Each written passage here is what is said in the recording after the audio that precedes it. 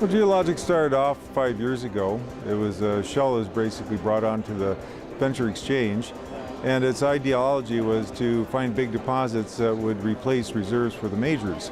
This has been our singular focus now for about 5 years. We've concentrated a little bit more on that with employing people who are working for big companies. They kind of know how to identify these, and that's been our success at San Agustin. Was finally, after a long hunt, we landed on one. We're taking our first flagship, excuse me, which we acquired a year ago, and we drilled off an ore area that qualifies for our criteria for going into production scenarios similar to some of the bigger polymetallic mines in the world.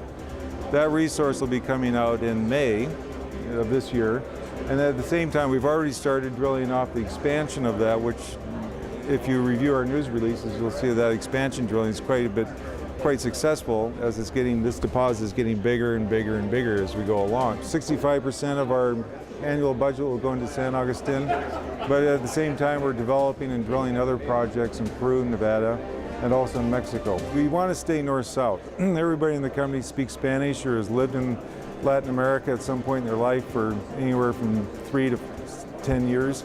We're very competent in Latin America. We know the culture, we understand the business methods there, we understand community relations, and we have an excellent management team in the company.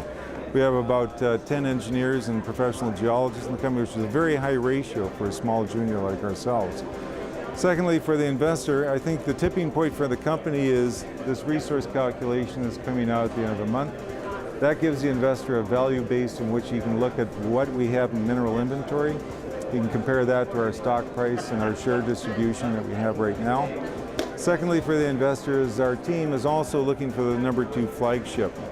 And we know to find something big is not easy. You just don't do that in a day. So we've prepared and been working for almost 3 years.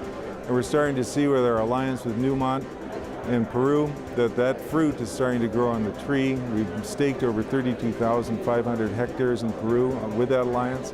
And we can see that generative process now is starting to come together, and we're hoping to see a second flagship developing in Peru, Nevada, or Mexico in our properties there within the next year or two. My end goal with Geologix is to take a good company and make it a great company.